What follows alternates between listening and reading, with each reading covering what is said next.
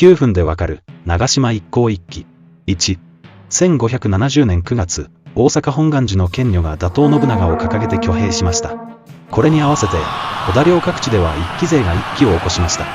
その一つが伊勢国で起きた長島一向一揆です。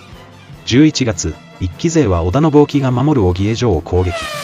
伊勢長島での出来事は織田信長にも届きましたが、近江国で浅井朝倉軍と戦っていたため救援に向かえません。